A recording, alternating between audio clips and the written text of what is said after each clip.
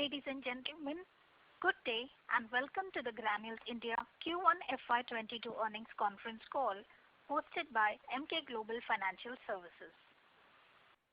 As a reminder, all participant lines will be in the listen-only mode, and there will be an opportunity for you to ask questions after the presentation concludes.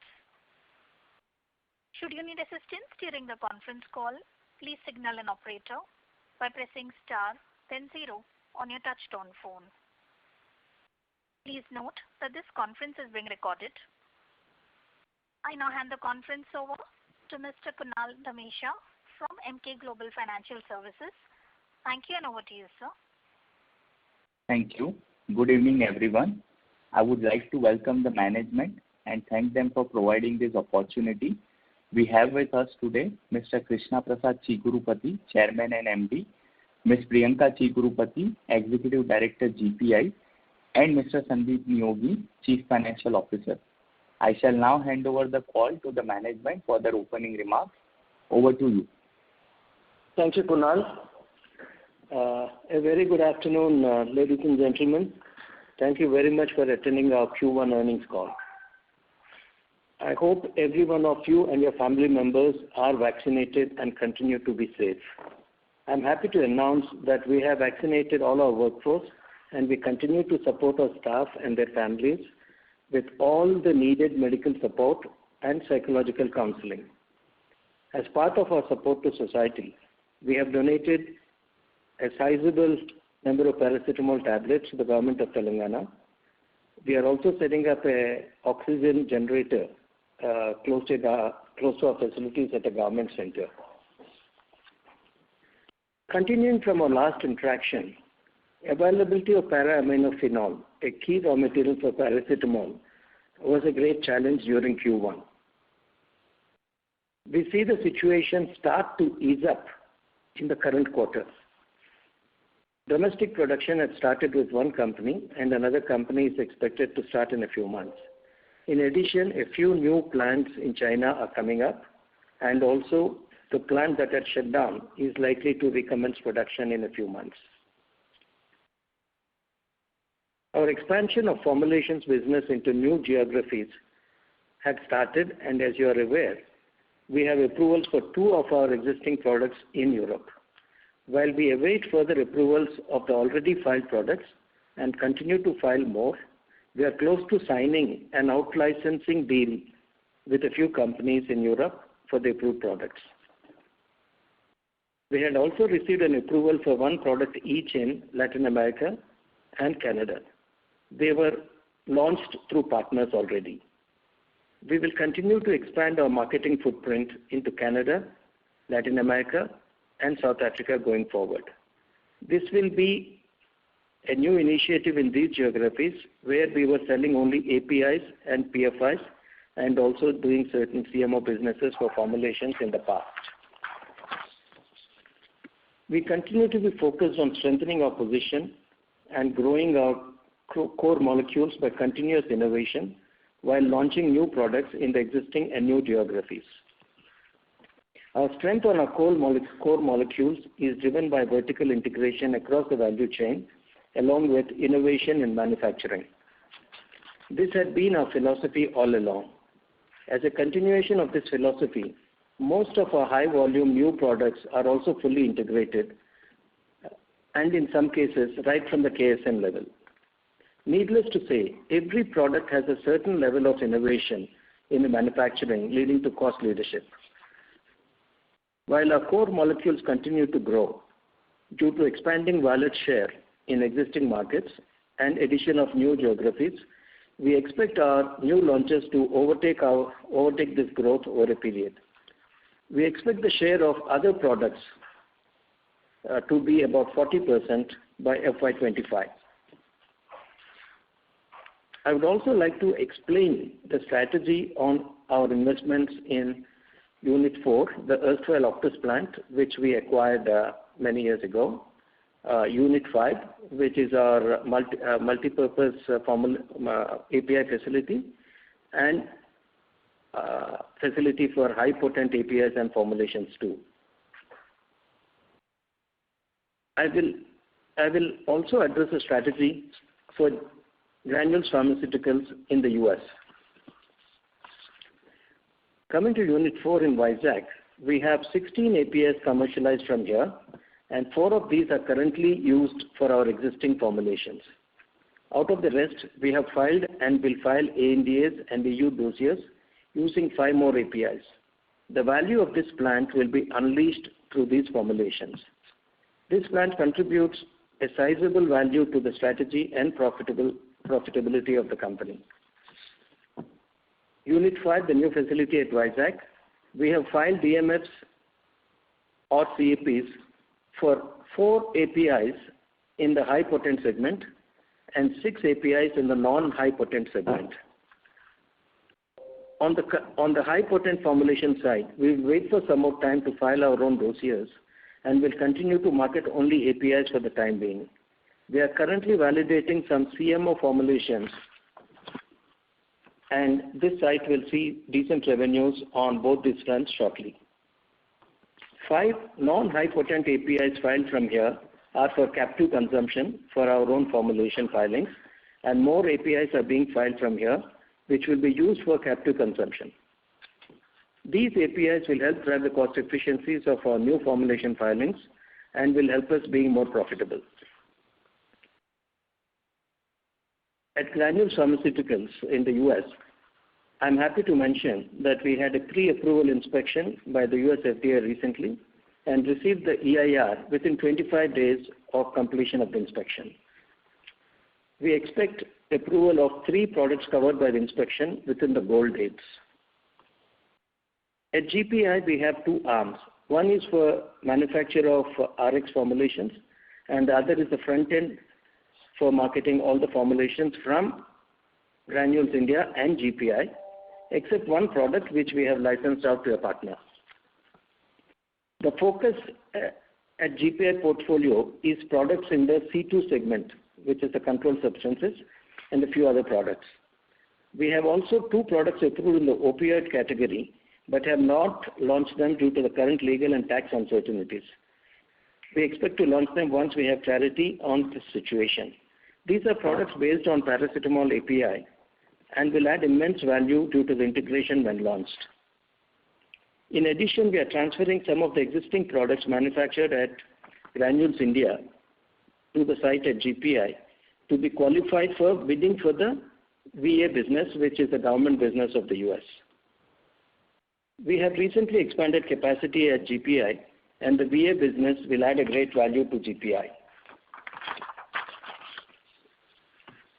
We have another subsidiary, Granules USA, in the US. This subsidiary was established in the year 2003 as a front-end marketing arm for APIs and PFIs. GUSA was offering OTC and RX finished dosages to B2B customers in the past. We now transferred all the RX formulations to the GPI front-end marketing, and GUSA now handles APIs, PFIs, and OTC formulations. In addition to B2B, GUSA has a separate division, Granules Consumer Health, which handles the front-end private label OTC marketing. This division was started in the year 2015, and the growth has accelerated from last year. We are quite excited about the prospects of this business. On the capacity expansion front, the MUPS block is on schedule and expected to be qualified and ready by Q4. We have 2 MUPS products approved from this facility, and this will only need a small portion of the capacity of the plant. Till the already filed products and to be filed products are approved, we'll be using this block for manufacturing non-MUPS products also. As we start using it for more MUPS products, we'll start seeing the actual potential. We expect the MUPS capacity to be fully utilized by FY25. Based on our current strategy and plans, we'll be out of capacity by FY25. To be able to cater to our requirements, the new plant at Genome Valley should be FDA approved and operational by then. Since this is a greenfield facility, the approval period is longer, and to meet our deadline, we need to start construction at the earliest. We are taking new initiatives with respect to ESG. CRISIL has ranked us at 53 points, which is the median range among Indian pharmaceutical companies. We have set up a separate team for ESG and are taking up new initiatives to reduce carbon footprint and to reach a higher rating. Before we go into Q&A, Priyanka will take you through a few important numbers and events. Over to you, Priyanka. Thank you. Good evening, everybody. Hope all of you and your families are doing well. We are very happy to announce a good set of numbers for Q1 FY22 despite the myriad of challenges posed by various business scenarios in the backdrop of COVID and logistics disruptions, resulting in a shortage of raw material and lower utilization of capacities, especially paracetamol. The first quarter revenue was 850 crores as compared to 736 crores in Q1 FY21.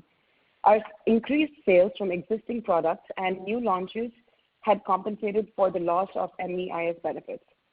We had a good revenue share from our existing molecules and a sizable revenue share from our new launches, which enabled us to achieve the 16% year-on-year growth. As indicated by our CMD in his speech, we expect the raw material shortages on paracetamol to be resolved over the next couple of months, which would enable us to have a better H2 FY22. The sales breakup as per the business verticals and regions are presented in our investor presentation, which is available on the website. For the quarter, the gross margins contracted from 59.5% in Q1 FY21 to 54.2% in Q1 FY22, mainly due to the reduction in margins on paracetamol due to increased KSM pricing. Favorable forex in Q1 FY21 and air freight collected from customers were a part of the top line, which were added to the gross margin in Q1 FY21. Those weren't added this quarter. EBITDA and EBITDA margin. EBITDA for the quarter was 201 crores when compared to 184 crores in Q1 of FY21, an increase of 10%. The EBITDA margin drop is on account of lower profitability on paracetamol products and higher logistics expenses. The PAT for the quarter stood at 120 crores, an increase of 8% over the previous year, attributed to all the reasons as specified above. ESG. As suggested in the previous quarter that we were committed to grow our company in a responsible way, a certain part of our capex spend has been allocated for ESG activities. Focus on ESG is continuing, and as a part of this initiative, the company has identified areas of improvement and initiated a carbon and emission, water and waste footprinting exercise, and has taken up an operational excellence projects in these areas. We are committed to improving our ESG ratings across the healthcare industry and aspire to be one of the most sustainable businesses by benchmarking the best-in-class practices. Our R&D spend for the quarter stood at 27 crores compared to 20 crores in the previous year. We will accelerate our R&D spend in the subsequent months. During the quarter, we filed one ANDA, 2 EU dossiers, 1 UK dossier, and 1 South African dossier. While the EU and South African dossiers and the UK dossiers are global extensions of the finished dosages that we are already very strong in the US market, the ANDA we filed in the US is a high-volume hypertensive that we are completely backward integrated in. This quarter, we have received an approval for 1 dossier, which we have launched already. Within the MUPS category, as stated over the last call, we have 5 products approved with 1 pending a launch. These are within the C2 and mineral supplement categories.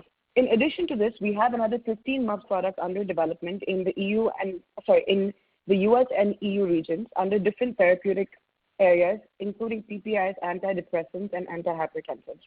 We will be integrated directly or will have strategic partnerships on all these products with an integration to the KSM level for most products. A breakup of the 69 filings made so far has been made available in the investor presentation. Net debt. Our net debt increased by 55 crores on account of increase in our short-term borrowings due to significant increase in our inventories and receivables due to the increased business requirements both on the raw material and finished goods front. On the raw materials front, we stocked up due to potential COVID disruptions. We have a few high-volume products that we're launching in the US, for which we have been carrying a significant amount of inventory. As we keep ramping up to reach our target market share, the inventory will be depleted. I think it's important for us to note that when we bid for our front-end business in the US, it's very important to have the product readily available. There is a significant advantage in being able to launch immediately versus having a ramp-up time. Hence, we will build inventory in the US in both packaged and finished formats to ensure we have the best ammunition possible to achieve our target market shares. The inventory levels will keep fluctuating as we have new launches and settle to a certain extent on market shares for products we have already launched. This is the nature of the business, and we are taking very calculated risks when we make these decisions. Cash to cash cycle. Our cash to cash cycle increased from 117 days to 145 days, mainly on account of increase in inventories, which we are consciously building on account of new launches and also to tide over any crisis due to COVID or other disruptions. Our ratios, as referred to in the earnings presentation, is also showing a drop in the current quarter due to the reasons mentioned above. Significant actions have been planned over the next 8 months, and we're confident that those ratios will be back on track very soon.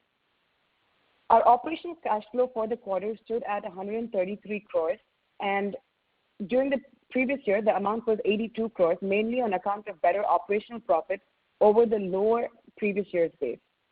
We had a negative free cash of 30 crores due to a planned capex spend of 163 crores versus a budget of 400 crores for the entire year. With that, I'd like to open the floor for questions. Thank you very much. We will now begin the question and answer session. Anyone who wishes to ask a question may press star and 1 on the touchtone telephone. If you wish to remove yourself from the question queue, you may press star and 2. Participants are requested to use handsets while asking a question. Ladies and gentlemen, we will wait for a moment while the question queue assembles.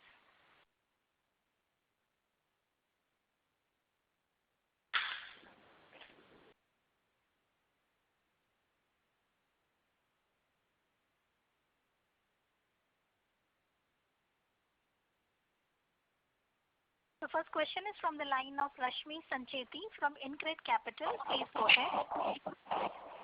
Yeah, thanks for the opportunity and congratulations on good set of numbers. So one question on gross margin. Whatever quarter-on-quarter dip we are seeing, that is completely impacted due to the higher KSM prices of paracetamol, or there is some offset which is done by the new product launches during the quarter. So if you can explain the exact impact which is coming from the high KSM prices. Rashmi, it's partly due to high KSM, but as Priyanka has explained, in the Q1 of FY21, we had air freights in the sales revenue added up, so the gross margin has gone up. In addition, what was the other one? MEIS also was there in the Q1. Yeah. All these have resulted in a drop in gross margin. But one of the main reasons is KSM in price increases. So this is on YOY basis. I was asking on quarter-on-quarter basis, compared to quarter 4 FY21, whatever that 300 basis points which we are seeing the dip, that 300 bits exactly comes from the KSM, or it might be little higher, but it might have offset by some product launches, some good product launches in the US or the other geographies. It's a little higher, Rashmi. I think you got it right. But some margins in other products have increased. But again, a little bit here and there, but mainly it's due to KSM increases. Comes from the KSM part, right? That's right. Yeah. Yeah. And sir, related to paracetamol utilization, it was lower earlier. So can you just let us know, because I think it has contributed 36% of the overall sales. Is it something that the utilization has already gone high now, or it is still at 50-60%? Rashmi, we are talking about the revenue here. as I've explained during my last call, the increase in KSM prices have also led to an increase in selling prices. Actually, selling prices have gone up as high as 70%. So the number you see in revenue is not really reflective of the volume of sales we are doing. Capacity still is at 60% only. And by what time we will see that it will become 100%? I think Q4 definitely, but towards the end of Q3, middle of Q3, we will see a very good improvement. So lastly, on the PFI growth, last year FY21 was also very strong. First quarter of FY22 also we are seeing a very strong growth in PFI. So what is driving this growth? Is it that we are getting some repeat orders, or we have added some new molecules in PFI space, or we have added new geographies? If you can just guide us for the full year also, how it would look like. The main reason is new geographies, Rashmi, and partly in small percent due to new products. And these ratios keep fluctuating quarter on quarter, but on the whole year, it will be, I would say, we will maintain the same percentage growth. Okay. All right, sir. But I have more questions. I'll get back in the queue. Thank you. We would like to remind participants that you may press star 1 to ask a question. The next question is from the line of Ranveer Singh from Sunidhi Securities. Please go ahead. Yeah, thanks for taking my question. Sir, on paracetamol or ibuprofen, can you help me understand the volume growth during this quarter?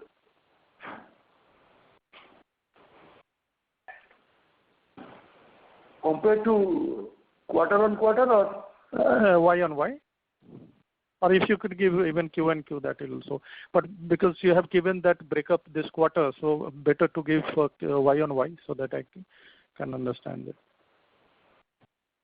So do you go ahead? Go ahead. So take that, Sandeep. So paracetamol has kind of quarter one versus quarter one of the last year.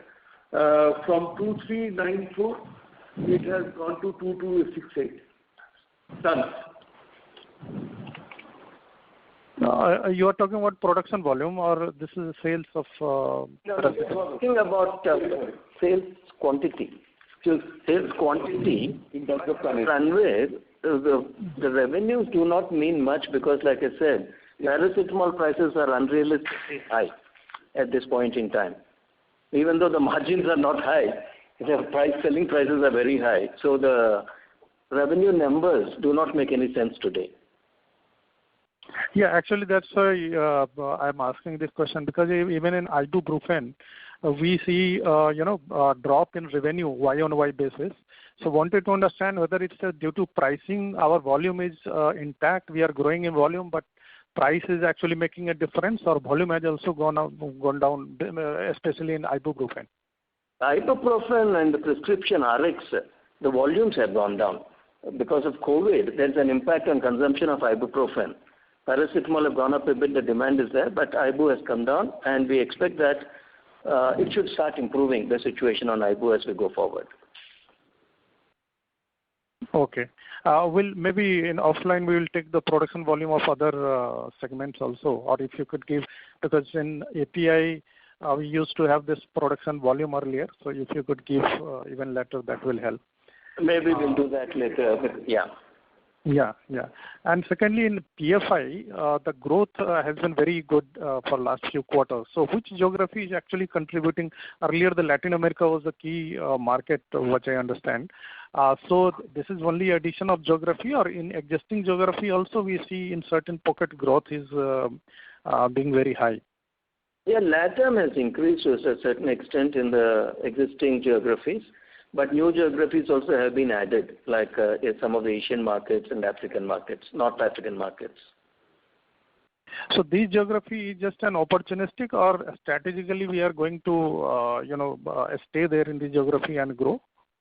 In PFI business, there's no opportunistic sale, because when people want to use a PFI, they have to register the product with their local authorities, and it takes a long time.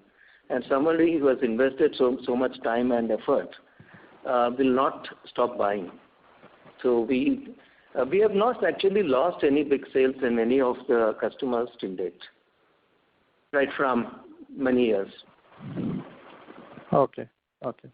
Thanks a lot. I have more question. I'll get back in the queue. Yeah, Thank you. Thank you for now.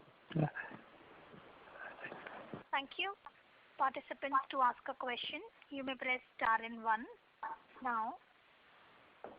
The next question is from the line of Rashmi Sancheti from InCred Capital. Please go ahead. Yeah, thanks for the opportunity again. So again on, talking about the US market, this quarter, how many products, we have launched, and what could be the market size for those products? I think Priyanka, why don't you take this? Sancheti, there is a disturbance coming from your line. Request you to mute your line while the management answers your question. Okay. Priyanka, you taking that? Hello? Yeah, take Yes. that. This quarter we only launched one product in the US, which was a large volume product, and the market size is north of $100 million.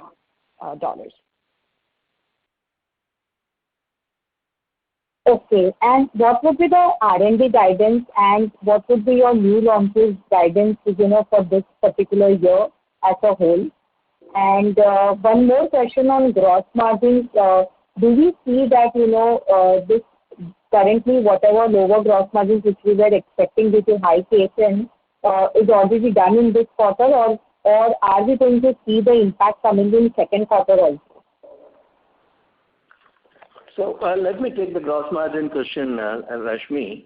Gross margins are a result of so many factors, including inventory buildups and so many issues, and also there are so many logistic uncertainties today.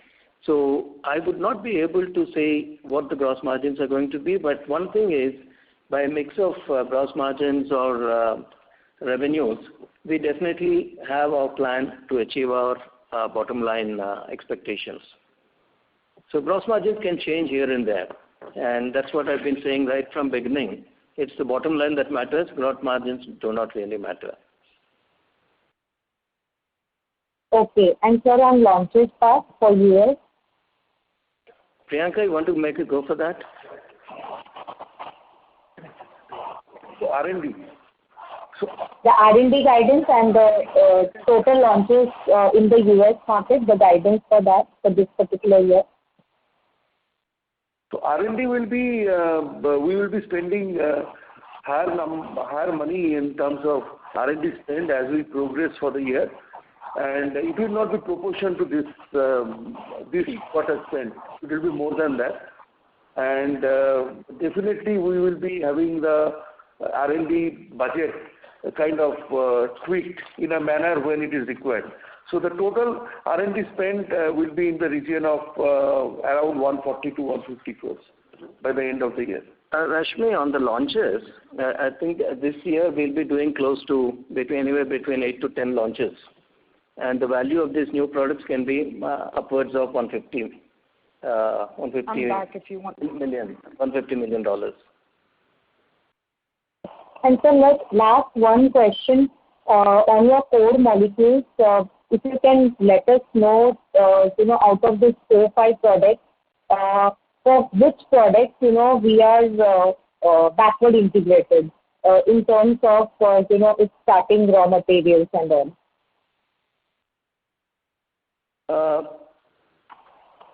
I think we are not backward integrated for any of these products with regard to KSMs. Only integration stops at API level. But the new products we are launching or filed for already, most of them go back all the way to KSMs. Okay, sir. Thank you. That's it from my side. Thank you. The next question is from the line of Ashwini Agarwal from Ashmore Investment Management. Please go ahead. Hi, good afternoon, the team, and congratulations on a reasonable set of numbers in a very challenging environment. So a couple of things. One is that on the MEIS, have you provided for anything in the current quarter? What are you hearing from your sources in the government? We are hearing some very conflicting views. Some people say that 2% will be restored. Some people are saying nothing will be restored. What are you hearing, and what have you provided for in the June quarter? Yeah, actually, I will take this. So we have provided a MEIS only based on the government's guideline. So we have not provided one single paisa which is beyond whatever was the guideline given by the government. That means when they restricted the September to December quarter to the extent of 2 crores, we have actually recognized only 2 crores. And therefore, the entire amount of money that is lying with the government, we believe that those are collectible amount. And you are absolutely right that there are many kind of things which is going in the market, that whether the scheme in the form of road tape, how much benefit it will bring to the table or not. But we don't see any reason that why we should be believing that MEIS money will be at risk at this stage. And this is consistent with most of the company's practice. And from January to June... No, Ashwini, to answer your question straight, this quarter nothing was provided, Ashwini, and last 2 quarters of last year also nothing was provided. Correct. We have only provided up to December. Up to December, 2 crores per month, or whatever that guidance was between September and December. And what is the receivable from the government on the account of MEIS? Around 30 crores. 40? 30. 30. Okay, all right. The other question I had on the core of your portfolio, I mean, that's remained reasonably stable around 85-86% of your revenue. And you're right, revenue sometimes can be misleading because, prices for various products move up and down quite sharply. Paracetamol is high today, ibuprofen was high a couple of years ago, and so on. How do you see the opportunity to grow, because these are very stable molecules? So obviously you're winning market share from someone. So can you help me understand what's going on in these 2 or 3 major molecules, specifically paracetamol, metformin, ibuprofen, methocarbamol, and guanfacine, which are very big for you? What's happening on a global basis? Who's moving out, allowing you the elbow room to move in? If that is indeed the case. To answer, Priyanka, you want to go for it? Yes, I'll take that. Hi, Shrini. Hi. So I'll just give you a little bit of a landscape of each of the products. And like you rightfully said, these are products that are here to stay. But with COVID, we've seen a little bit of an uptick in a few products and a little bit of a drop in some other products. So if you have to talk about metformin has been growing at a higher single-digit rate over the last couple of years. And we have launched one big product in the U.S. market, and we've done some filings in the other markets. But we've been able to penetrate the market not only because, or we've been able to do our numbers not only because of the growing market, but also because we've made really good inroads, even at this time when there has been additional competition. So I think we've maintained our market share for the IR product, and we've really increased our market share for the other product, the XR, in the US over the last couple of years. And a lot of it has to do with our ability to meet the existing pricing demands in the market, and also our consistency of supply. And third is the confidence that we've been able to give our customers about the whole NDMA issue. Now with paracetamol, we have seen an uptick in demand overall globally for the obvious reason. And that has just been limited by currently our ability to supply. The demand will remain, not only because of COVID, but also because we have a few products where we have been able to scale up considerably on the OTC side of the US. Same thing with the global presence. We continue to do a large number of filings for para the rest of the world, and that that will see an increase in demand as well. Ibuprofen, we've seen a decline primarily because of the COVID-related issue that we had, where overall demand for ibuprofen has grown by about 6 to 8% year on year over the last year and a half. But we are increasing. We've seen this product, the demand going up over the last couple of months, and we see this to be normalized over the next couple of quarters as well. Now, MCB and guaifenesin is another product where we saw a decline in numbers because of the cough and cold season. But now that at least America and some part of Europe is pretty much back to normal, we see this to be normalized again, and we have our new launches in the US with which we'll be able to pick up more market share. Finally, methocarbamol, that's a small part of our business, but it's still considered our core. We entered the market in a shortage situation. We've given up some markets since then, but now over the last couple of quarters, we've been able to maintain our market share, and now without even trying to make the market because the other suppliers are not able to supply this product. So this is a broad level landscape of the 5 core molecules.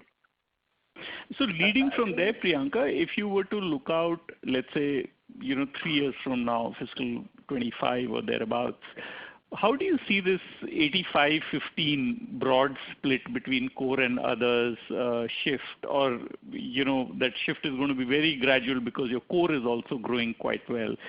How do you think about this? Priyanka, I'll take that question.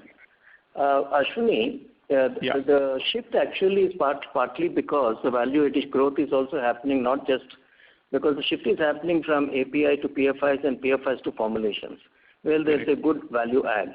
And also it is new geographies, like other markets. The future growth is going to come from new geographies. So we expect a growth of about 8 to 12% on core molecules going forward in the next few years, and we expect that non-core molecules should grow around 50%. CAGR. All right. Okay. And lastly, is there any change to your capex plans of 400 crores for the current year, or despite the relatively large capex we've seen in first 1Q, it will remain on track at around 400 crores? Right. Yeah, go ahead. Yeah. There is no change in the plan, Ashwini. The only thing is that in quarter 1, the spending was 163 crores. Yeah. And by the end of the fiscal, we will be spending around 400 crores as we have planned. Okay. So this quarter, the spending was a little high, right? Yeah. It was planned actually. And coming back to that ROT, DEP, MEIS question, any sense you have from industry, consultations or from preliminary conversations with the government? I mean, for example, for textiles, we are hearing that it might come in at about 2%. Any sort of hints that you have, what it might be, or what would it be if you were to actually add up the duties and taxes that the government should remit back to you? Yeah.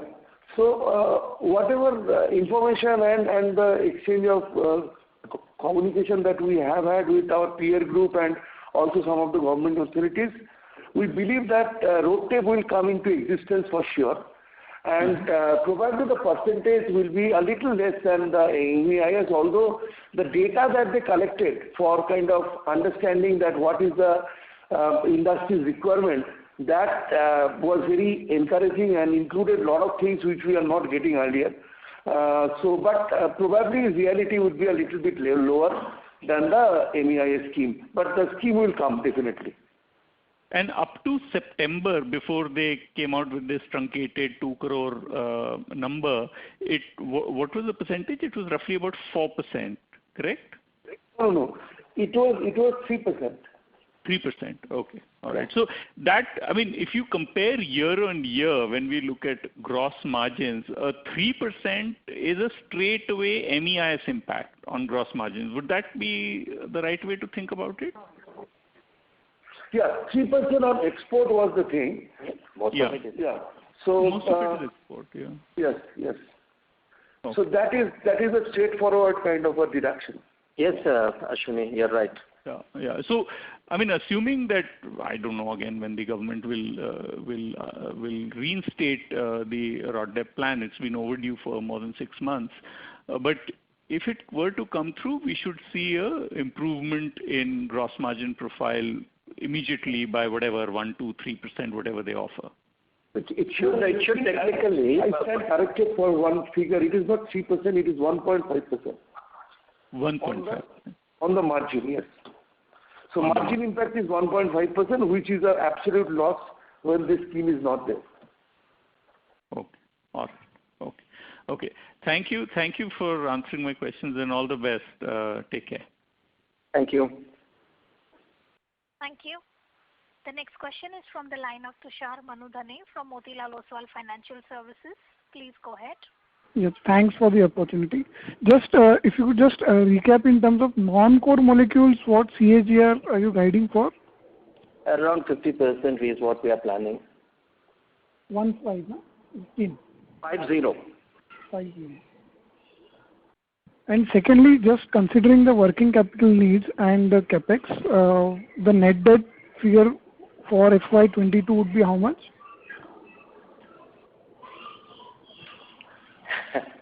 It could vary depending on so many factors, Tushar. The new launches and so many things will happen. So we definitely think it should not increase. We're aiming for that, but there could be temporary peaks.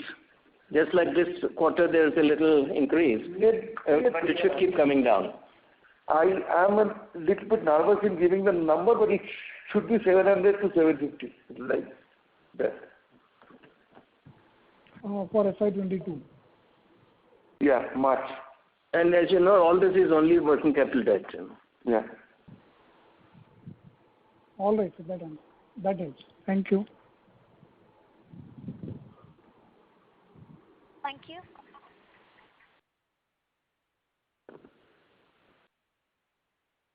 Reminder to the participants, anyone who wishes to ask a question, may please press star and 1 at this time.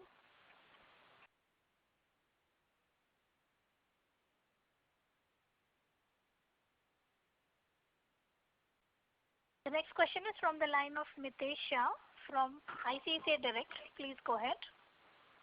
Thanks for taking my question, and congratulations for the good set of number. Your guidance about the top 5 products was 8 to 10% going forward.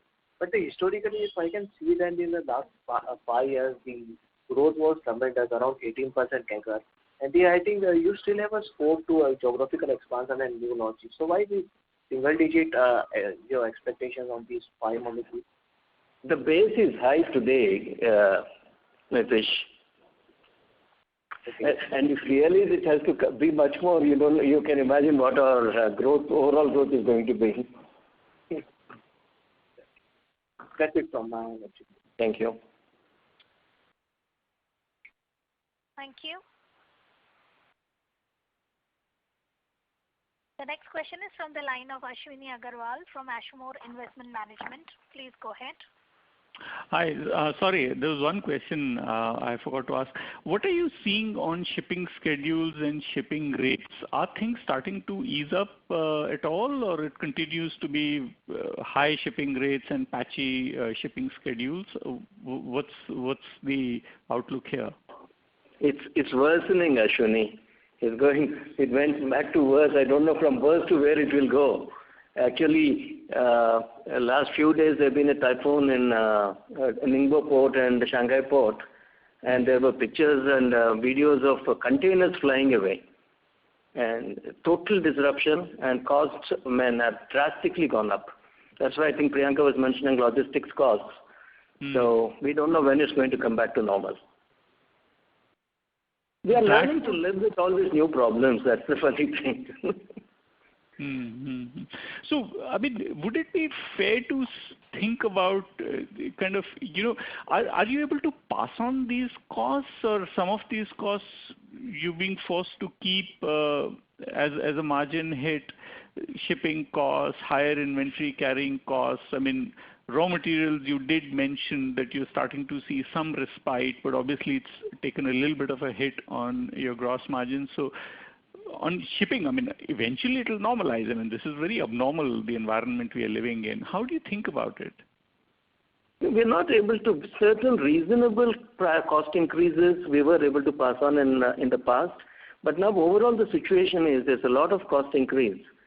Logistics also is a big number, but then it's not always possible to pass on because there's always a competitor who is always ready. So our main target today is to keep defending our business and retain our market share and growing it.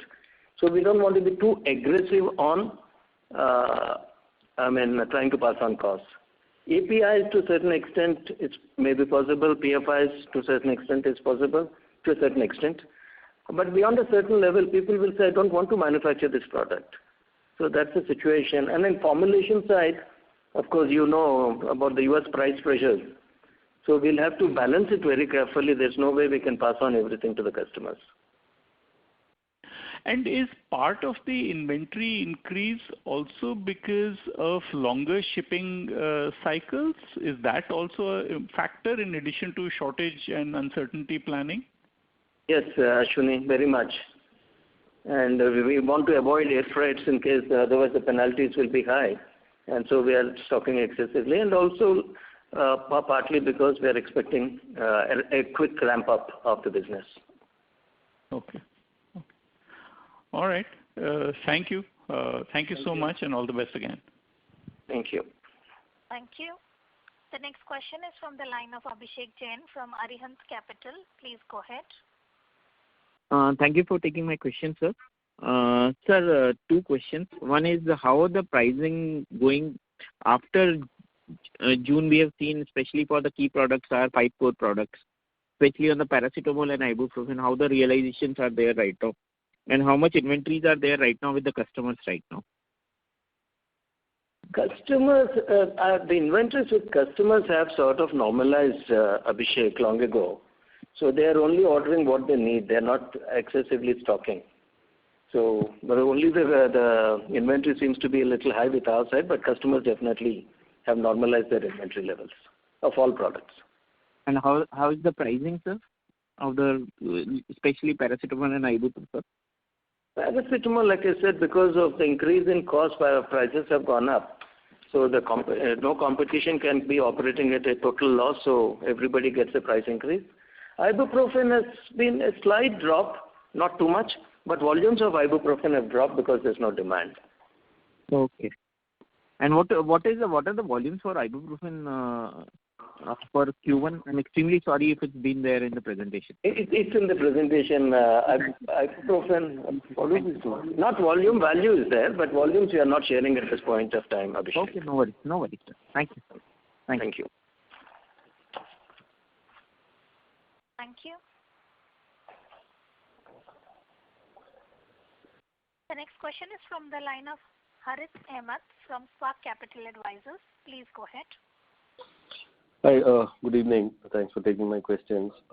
In your opening remarks, you commented on your Unit 5 facility at Vizag and your US facility. Could you please repeat those comments? My line got cut off, so I missed that part.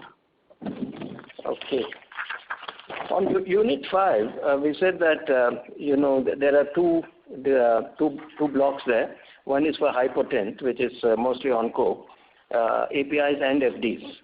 And the other thing is a multi-purpose plant, which we are actually expanding capacity right now.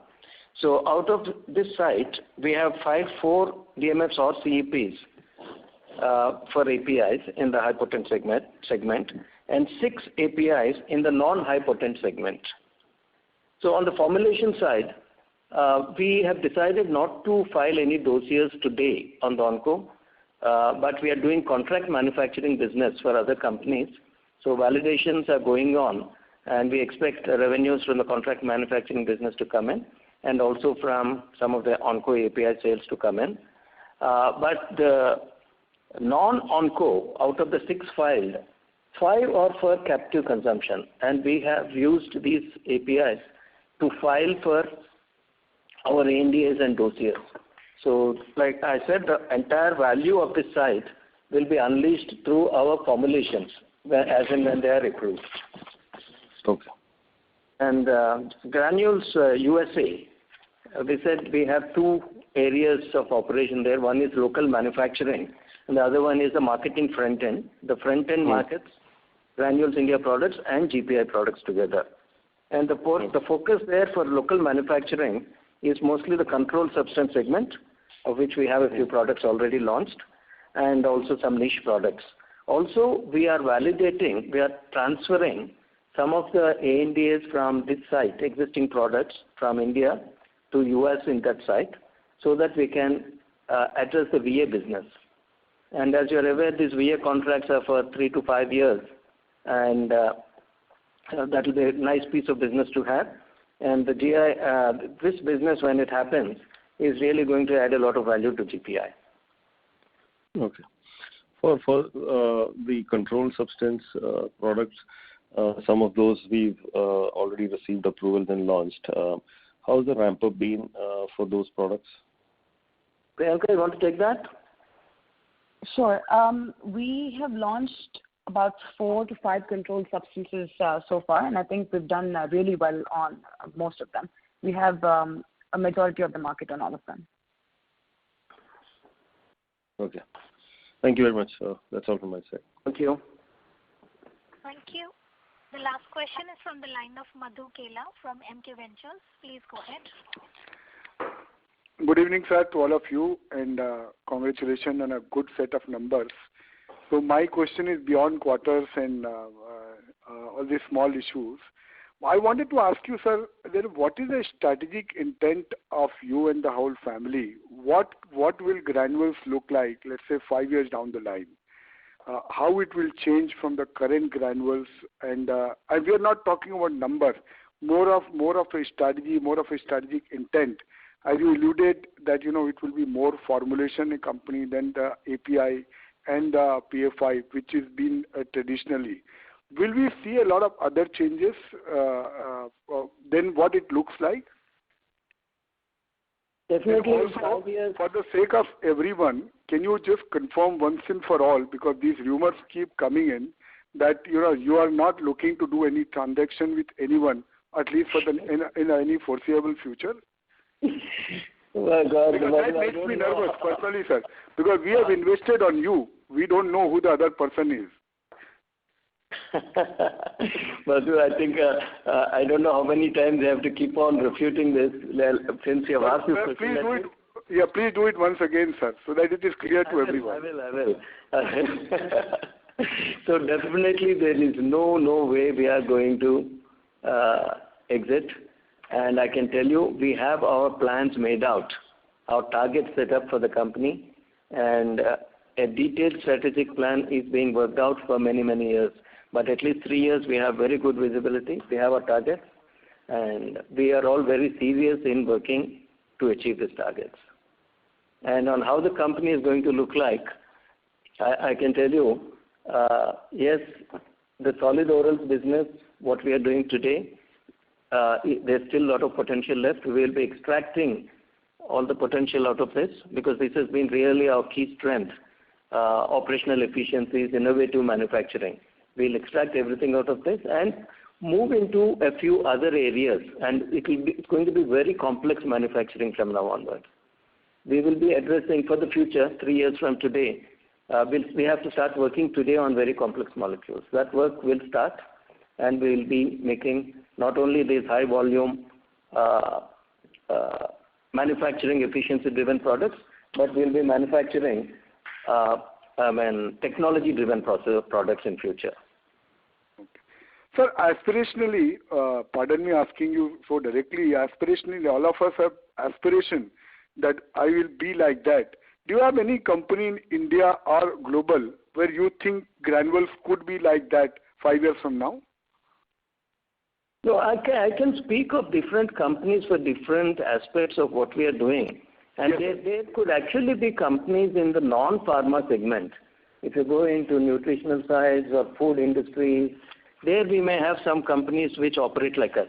But pharma generally, as you can see, our model is a lot differentiated from what others do. And I cannot say I want to be like some other company. We have created our own space, our own model, and we want to keep growing in this model. Okay. Okay, sir. Thank you so much, sir. Thank you so much. Thank you. And all the best. Thank you, sir. Thank you. I would now like to hand the conference over to Ms. Gauri for closing comments. Thank you, Malika. I would like to take this opportunity to remind everyone about the safe harbor related to this conference call. Today's discussion might have been forward-looking in nature based on management's current beliefs and expectations. It must be viewed in conjunction with the risks that the business faces that could cause future results, performance, or achievements to differ from what may have been expressed. Thank you. With this, I now hand over the call to the management for their closing comments. Thank you, and over to you, sir. So once again, thanks a lot to everybody for attending this call. I know all of you must be extremely busy with so many earnings calls. So with this, thanking you once again, I bring this meeting to an end. Thank you. On behalf of Emkay Global Financial Services, that concludes this conference. Thank you for joining us, and you may now disconnect your lines.